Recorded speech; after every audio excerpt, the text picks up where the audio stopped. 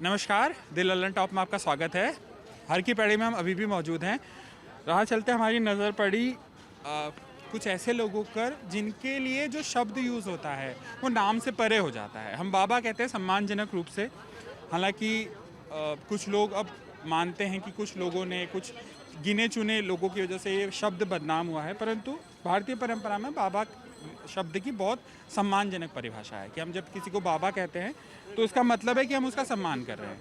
तो हमें कुछ बाबा जी लोग मिले हैं, कोशिश करेंगे इनसे बात करने की और कुछ सवाल हमारे हैं, इनसे पूछने की कोशिश करेंगे। बाबा जी, आप लोग यहीं रहते हैं? नहीं, हम लोग पूरा हिंदुस्तान घूमते हैं। तो अभी इस समय यहाँ हैं, इसका कारण? हम लोग का सेंटर है यहीं पे। यहाँ से फिर हम रामेश्वरम जाएंगे, यहाँ से आसाम जाएंगे, यहाँ से नेपाल जाएंगे, यहाँ से जो है अमृतसर जाएंगे, यहाँ से सोमनाथ जाएंगे। आना जाना हम लोग सेंटर यही, यहाँ से पूरा हिंदुस्तान घूमते हैं। एक चीज़ जो मानी जाती है कि बाबा जी हैं तो वो पूजा करते होंगे, परंतु आप लोग इतना घूमते हैं तो कोई उसका उद्देश्य रहता होगा कि आप घूम रहे हैं तो आप किसी पर्टिकुलर उद्देश्य की वजह से घूमना पसंद। तो क्या कारण रहता है कि आप देश यात्रा करते रहते हैं? यात्रा करते हैं साधु अगर रुक गया, और गंगा का जल रुकता नहीं, साधु को हर समय चलना चाहिए। और जो साधु एक जगह रुक गया वो खत्म हो गया। बाबा जी, मैंने आपका नाम नहीं पूछा, माफ़ कीजिएगा। मुरलीदास।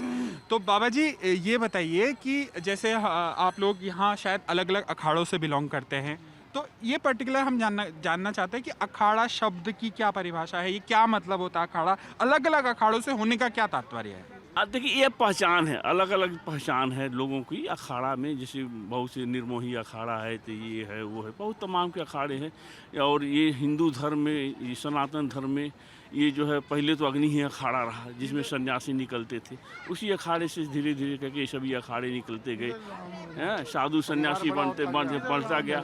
और ये अखाड़ा हमारा पहचान है। जैसे हमारे गृहस्थ में 4 संप्रदाय हैं, वैसे हमारे संतों में 4 संप्रदाय हैं। उसी पर हमारे अखाड़ों से हमारे अलग अलग परिवार बढ़ते हैं। हर अखाड़े अपने अपने परिवार को बढ़ाता है। संत उतने बढ़ते चले जा रहे हैं, उतनी शाखाएँ बढ़ती चली जा रही हैं, और जितनी गृहस्थ में बढ़ती शाखा उतनी हमारे संतों में शाखा बढ़ रही है। तो आपने एक पर्टिकुलर उम्र में संन्यास लेने का निर्णय लिया होगा, तो क्या उम्र रही थी आपकी? पूछ सकता हूँ अगर मैं कि जब आपने संन्यास लेने की सोची और क्यों सोची, बता सकते हैं? ऐसा है कि हम लोग ब्राह्मण कुल से हैं, और हम जीवन शुरू से ही धार्मिक प्रवृत्ति के थे। और ये आप समझ लो कि मेरी उम्र जब 18 साल की थी तो मैं बिना स्नान और पूजा किए बगैर मैं अन्न नहीं लेता था, 18 साल की उम्र से और आज तक।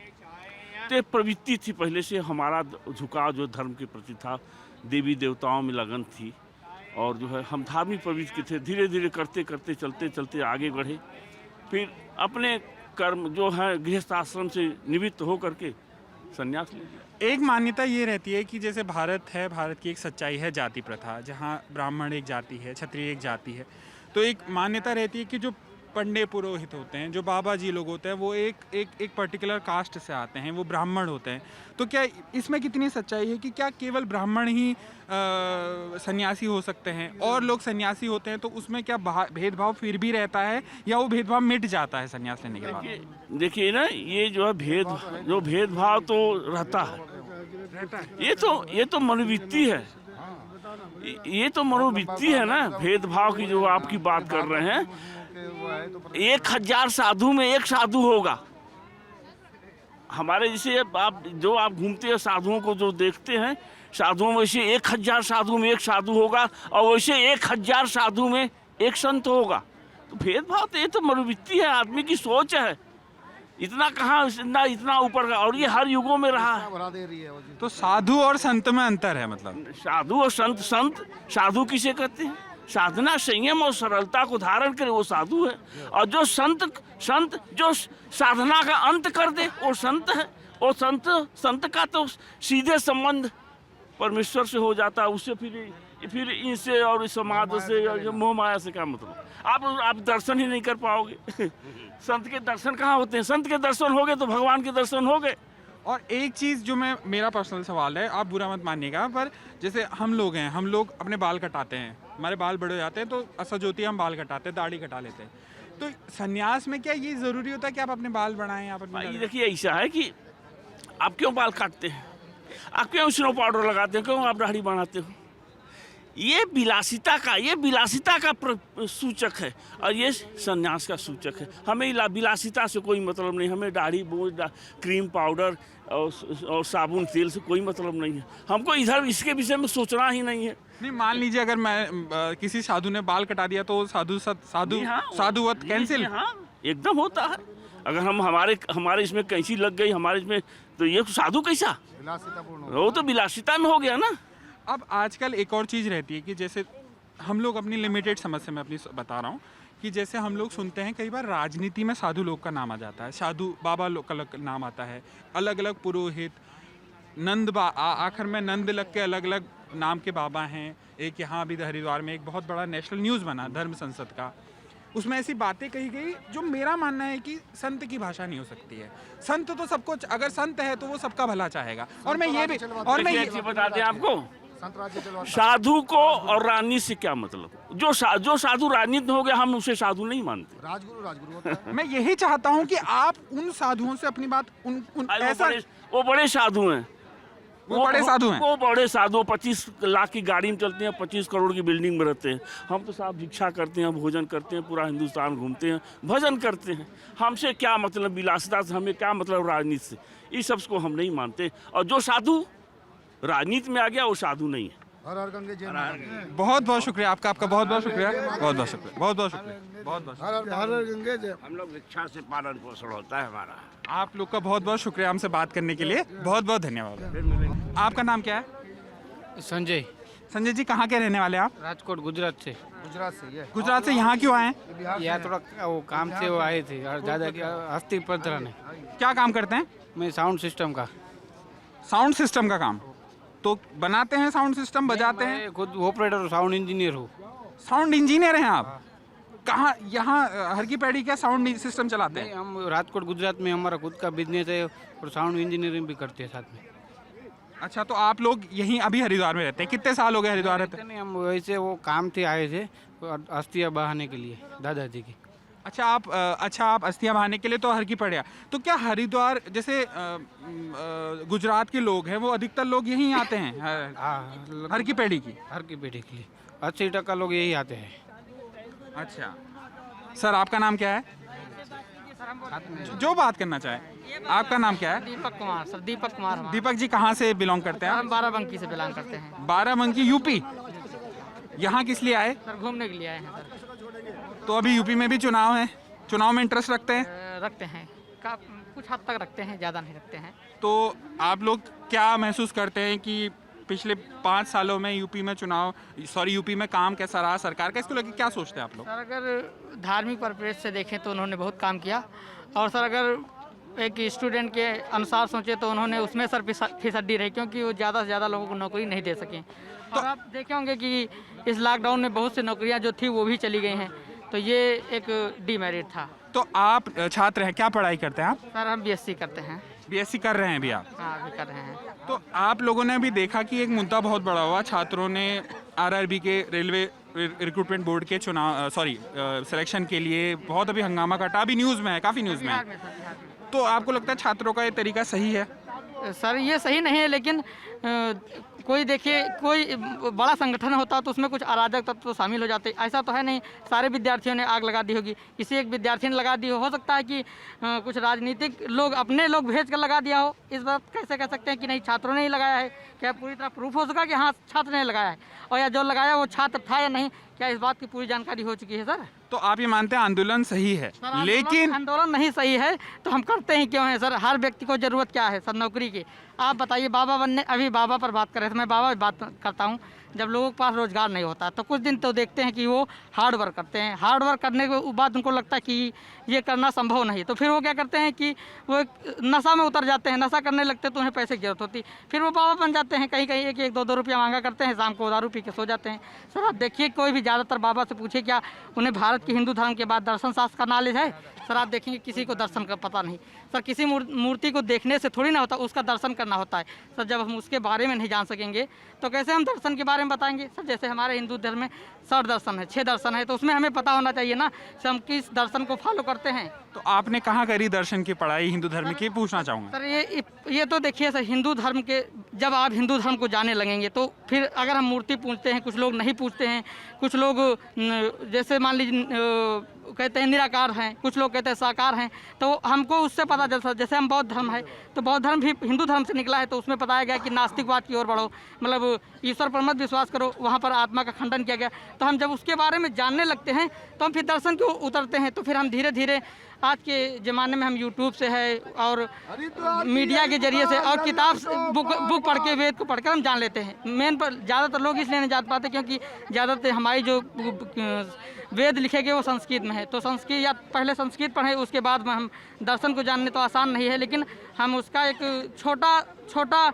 सार जान सकते हैं कि हमारा दर्शन क्या कहता है। आप देखिए यहाँ जो बाबा लोग घूमते हैं, आपने कभी उनसे पूछा कि हिंदू धर्म है क्या? सर उन्होंने सनातन में बताया कि भेदभाव होता है। अगर सर लोगों में भेदभाव होगा क्या, ये हमारे वेदों में लिखा है?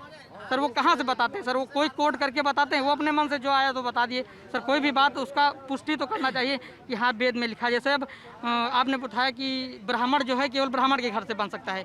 आप सर जब आप भारत के जो चार वेद हैं उसमें जब ऋग्वेद पढ़ेंगे तो उसके 10वें मंडल में साफ साफ लिखा हुआ है कि ब्राह्मण जो है जन्म से नहीं बनता है, वह जब द्विज हो जाता है, यानी जब उसे जनेऊ संस्कार हो जाता है, जो हिंदू में 16 संस्कार हैं उसमें जो द्विज संस्कार हो जाता है तब वो ब्राह्मण बन जाता है। सर वो किसी भी कास्ट का हो, अगर उसे ब्राह्मण बनना है तो वो किसी भी गुरुकुल में जाकर गुरु के सानिध्य में रह करके जब वो वेदों का अध्ययन करने लगेगा तो उसे द्विज कर दिया जाएगा, तो वो ब्राह्मण बन जाएगा। देखिए हमारे सामने एक पुरोहित, शायद मेरे ख्याल से छोटे पुरोहित है। आपका नाम क्या है? विष्णु आकाश पांडे। विष्णु जी कहाँ के रहने वाले हैं? हम बिहार से रहने वाले हैं। तो आप यहाँ रहते हैं अब या अभी आए हैं घूमने? यहीं रहते हैं हम। तो यहाँ रह के क्या काम करते हैं? पूजा पाठ करवाते हैं यहीं पे। तो आप उम्र क्या है, मैं पूछ सकता हूँ आपकी उम्र क्या है? हाँ 22 साल। तो आपने पढ़ाई की है? पढ़ाई की है ऐसे। कितने तक पढ़ाई की है? BSc चल रहा है मेरा। तो मतलब आप आगे यही काम करना चाहते हैं? वो तो अपना है ना, अपना कर्म है ब्राह्मण का कर्म। अगर हम ये कर्म नहीं करेंगे तो दूसरा कौन करेगा?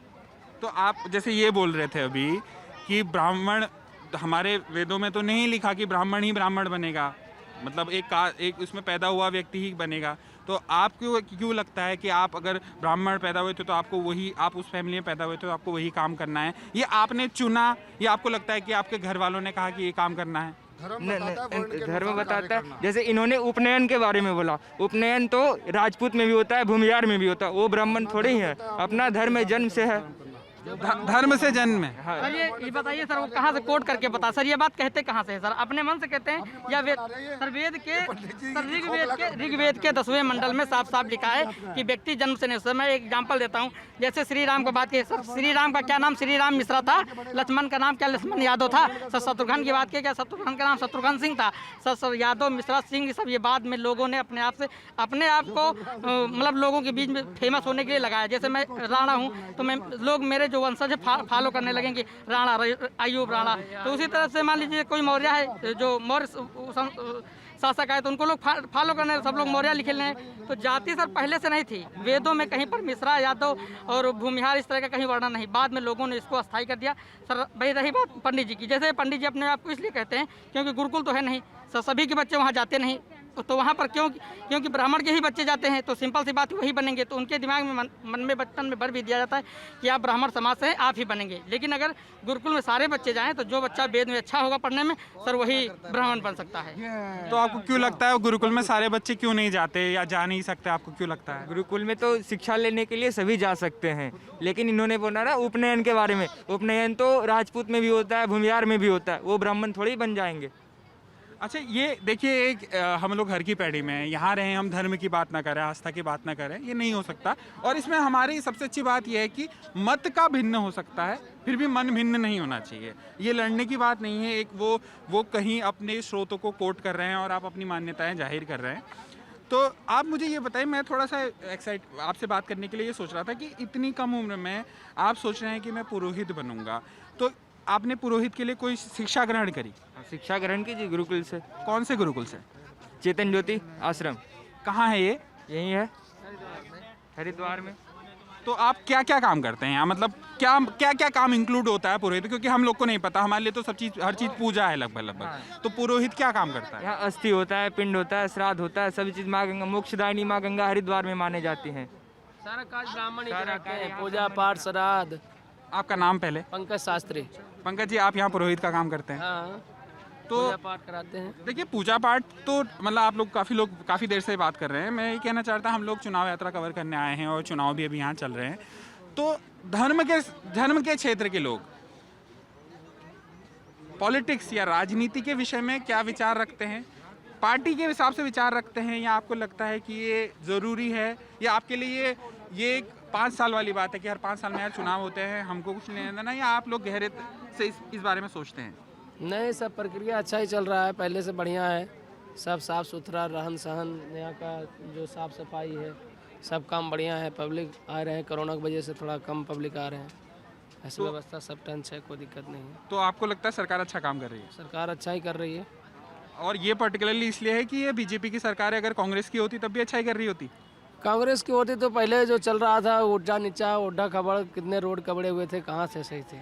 तो आपको लगता है बीजेपी की सरकार इसलिए अच्छा काम कर रही है? हाँ, कर रही है, बीजेपी की सरकार अच्छा ही कर रही है। और देखिए, हरिद्वार है, पॉलिटिक्स को लेकर पिछले दिनों एक मुद्दा बहुत,